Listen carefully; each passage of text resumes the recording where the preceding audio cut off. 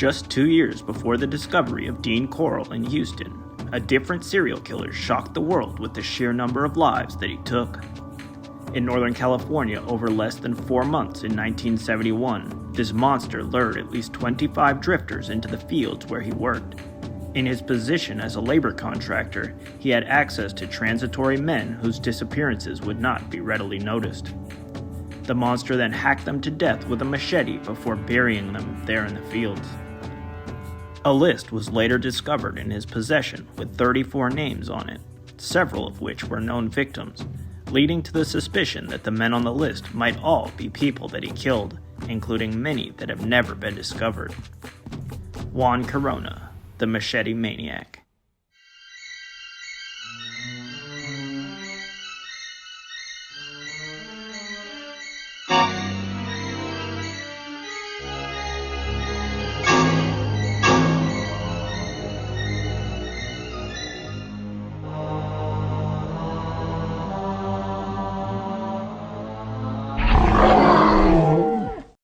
Juan Corona was born in Outland, Mexico on February 7, 1934, to Sebastian and Candida Corona. Opportunities were limited in his hometown, so in 1950, at age 16, Juan dropped out of school to cross the border into California. The industrious teenager worked on various farms during the day, and at night he took classes to perfect his English.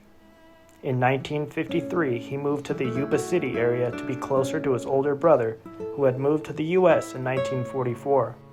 Later that year, in October, Corona married a woman from Sacramento named Gabriela Hermosillo. The couple split up after only 3 months, and 2 years later, in 1955, the area was devastated by floods, which left 38 people dead, many of whom were undocumented migrants. Juan Corona had a fear of water and was a schizophrenic. The flooding had a massive impact on his mental health, and in January of 1956, he was sent to an insane asylum. While there, he received repeated shock treatments until they deemed him cured and deported him back to Mexico. Corona returned later that same year, this time legally. In 1959, he got married again, this time to a woman named Gloria Moreno. Over the next few years, the couple had 4 daughters, and Corona established himself as a labor contractor. During this time, he also demonstrated a violent temper and hostility towards gay men. In March of 1970, he was once again briefly incarcerated in an insane asylum, but the treatment did not work, and in May, the violence began. On May 25th, a man named Jose Romero Raya was eating at the cafe that Corona's older brother owned. He was in the bathroom when he was attacked. Corona assaulted him and used a machete to hack into his face and head, leaving him barely alive. Police came, and Juan was considered a suspect, but Jose chose to sue his brother instead as the owner of the cafe. The lawsuit resulted in Corona's brother being ordered to pay Jose $250,000, but he instead sold his properties and returned to Mexico. Without his brother to hold him accountable, Juan Corona's violence escalated, leaving dozens dead. The MO used by the killer was to find men who were looking for work through his job as a labor contractor and lure them out to the fields he had been hired to find workers for. Once alone, Corona used a machete to slash and stab at them before burying them nearby. Many of the bodies had wounds inflicted after they were dead, indicating a frenzied attack. Due to the transitory lifestyle of the men that Corona killed, it is difficult to time each murder exactly. They were drifters with substance abuse problems who are not well known in the community, and some who have still not been identified. However, based on the analysis of the bodies at the time they were discovered, a window can be established for when they were killed, though these times often overlap. The first 4 men were killed between February 25th and May 11th of 1971. John Joseph Haluka was 52 years old when he crossed paths with the killer after coming to California from New Jersey. Like nearly every victim, he had been hacked and stabbed with a large knife or machete in the head and neck. Sigurd E. Byerman was 62 years old at the time of his death. He had lived in Marysville, California, where Corona often looked to find workers. 2 of the victims from this window have not been identified. From the last 2 days of February to May 13th, 5 men would lose their lives to the depraved killer. Clarence Hawking of Illinois was 53 when Corona killed him. 2 more of the 4 unidentified bodies were determined to have been killed during this time period.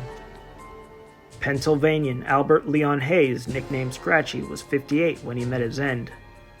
One of the victims from this time period stands out as 62-year-old William Emery Camp of Minnesota was shot with a 9mm pistol rather than savaged with a blade. The ages of the 25 known victims were all but 4 either in their mid-50s or older. These men led hard lives and were unlikely to put up much of a fight against the abuse Corona inflicted upon them, particularly after being clubbed in the head. Many were found with their pants pulled down as a sign of what they went through. 62-year-old Texan Warren Jerome Kelly was killed on March 30th, 1971. On April 28th, Corona killed 56-year-old Mark Beverly Shields, who had come from the nearby city of Santa Rosa. Late April and May were the bloodiest days of the depraved killer's murder spree. New Yorker John Henry Jackson was 64 when he fell into the hands of the monster. Joseph Maxack of Illinois was 54. It should be noted that none of Juan Corona's victims were reported missing before the makeshift graveyards were found. Donald Smith of Kansas, who went by the name Red, was 60 years old when he was killed. James Wiley Howard came from New Mexico and was 64 years old. In mid-May, a 6-year-old man from South Dakota named Lloyd Wallace Wenzel was killed.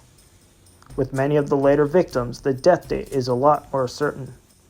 Sam Bonafide, who also went by Joe Caraveau, came from Washington State and was 55 when he was killed on May 6, 1971. Between May 9th and the 13th, 43-year-old Edward Martin Cupp of Missouri was massacred by the Twisted Psychopath. Charles Levy Fleming was killed on May 11th. The 67-year-old had come from Louisiana for work. The very next day, Corona murdered 56-year-old Jonah Raggio Smallwood of Tennessee. His nickname had been Driftwood, indicating a highly transient lifestyle, even among the others who moved with the seasons for work. Around the same time as the murder of Smallwood, a 56-year-old man from Arkansas named Albert Riley was also killed. 3 days later, on May 15th, another Arkansas man was murdered, 59-year-old Paul Buell Allen. May saw Corona accelerating the pace of his violence until he was in a frenzy of death, taking a victim almost every day. Raymond Reen Muchachi was killed on May 18, 1971. The 47-year-old had come from Fall River Mills, California, finding work where he could. The first victim to be found was also the youngest. 40-year-old Kenneth Edward Whiteacre of Oakland, California, was killed on May 19th by blows to the head, throat, and torso from a machete, as well as blunt force trauma to the head, likely to incapacitate him. Even after Whiteacre's body was discovered, Corona was not done yet. Melford Everett Sample was the last to die at the hands of the killer. The 59-year-old had started in Nebraska and ended up in a field in California alone with a monster on May 21, 1971. By this time, bodies had been discovered. On May 19th, the farmer had noticed a hole that looked eerily like a grave on his property. When he saw that it was filled the next day, he investigated and discovered the body of Kenneth Edward Whiteacre. Within days, a second body had been found, that of Charles Fleming. And after just over a week of digging, 25 bodies had been found, all with similar machete or large knife wounds to their heads and bodies. In one of the graves, receipts were found with Juan Corona's name on them, and another had bank deposit slips with the killer's name as well. Witnesses came forward and said that they had seen some of the victims riding in Corona's truck around the time that they disappeared. With the circumstantial evidence building, police served a search warrant at the killer's home on May 26, 1971. Inside Corona's lair, investigators found a mountain of more evidence. A bloody machete, 2 knives, and a club were seized, along with bloodstained clothing and a pistol. Investigators found bloodstains in Corona's van and meat receipts that matched those found in the graves. This is also when they discovered the list of names. In early 1972, the death penalty was ruled unconstitutional in California, and so life in prison was the worst sentence that Corona could receive for his vicious crimes. The trial began on September 11, 1972.